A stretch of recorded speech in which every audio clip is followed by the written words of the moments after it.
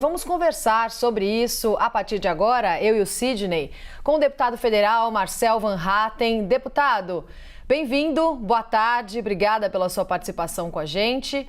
Deputado, como a oposição ao governo Lula tem se articulado para uma eventual votação da PEC da transição? Como é que você vem acompanhando essa discussão que está acontecendo nesse momento em relação a valores e a articulação também? Bom, boa tarde, Roberto. Boa tarde, Sidney. Obrigado pelo convite para estar aqui nos estúdios da CNN. É um privilégio, um prazer para mim.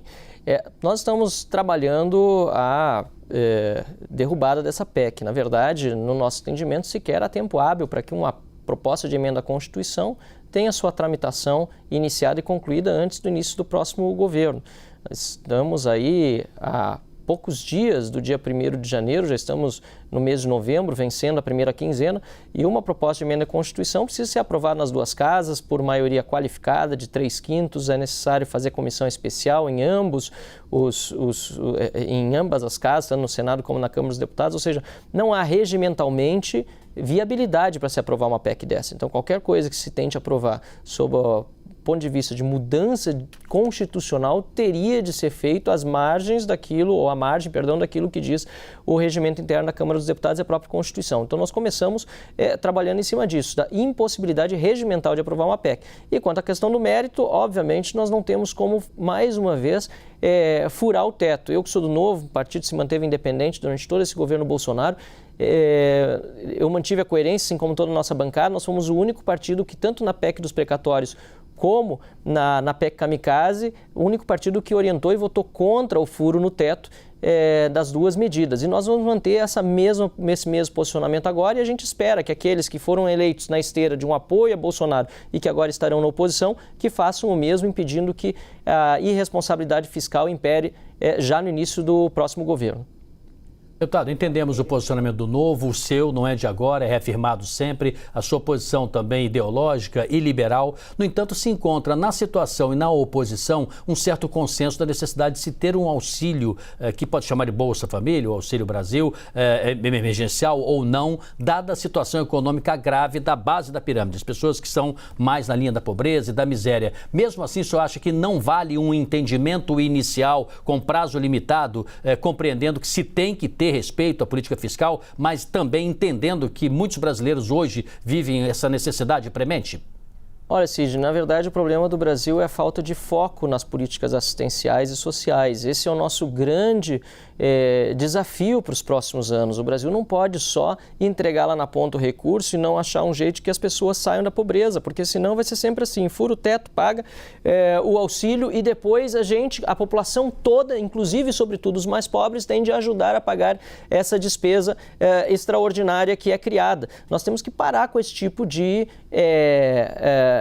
raciocínio. A economia já vem melhorando, a gente viu há pouco também as notícias vindas do Banco Mundial de que abaixou em muito a pobreza extrema no Brasil, chegando a níveis históricos, agora foi anunciado nisso dessa semana, ou seja, nós temos uma série de dados positivos. Mas teve o auxílio, deputado. Pois é, teve auxílio. O auxílio existiu e criou uma capilaridade na sociedade. O dinheiro não evapora, ele volta para a sociedade. Não, existe essa defesa do valor do auxílio. Nós fomos a favor da criação do Auxílio Brasil, inclusive lá atrás, a mudança do Bolsa Família para o Auxílio Brasil, que já era mais focalizado, mas o nosso ponto não é que o auxílio não contribuiu para isso. O nosso ponto é, não adianta só continuar o auxílio, porque a pobreza já vem sendo reduzida, o que você precisa é achar novas portas de saída, melhorar a economia, desenvolver novos instrumentos para a população poder trabalhar.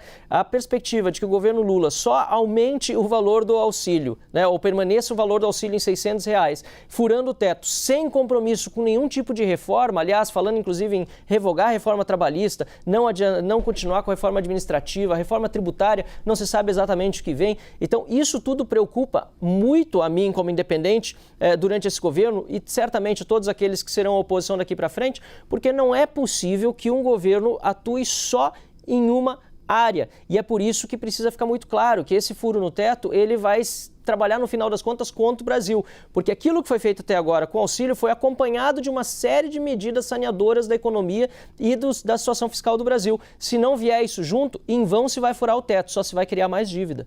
Mas, deputado, há uma avaliação ampla de especialistas de que o teto de gastos precisa ser revisto. E não só do atual governo, essa avaliação, mas também do governo que estava na gestão até agora e de especialistas em economia também. Qual que é o posicionamento do Novo em relação ao teto de gastos? E de que forma, então, viabilizar o Auxílio Brasil, que foi prometido até o fim do ano nesse valor pelo governo Jair Bolsonaro e que daqui para frente também precisaria ser mantido?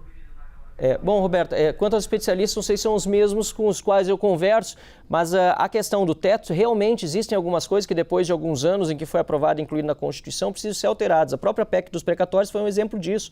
A situação dos precatórios estava chegando num limite em que se deveria rediscutir de fato como eles seriam incluídos dentro do teto. O problema foi que já naquela PEC dos precatórios, uma série de outras iniciativas foram excluídas do teto. E a gente vê essa discussão, inclusive, das próprias emendas de relator.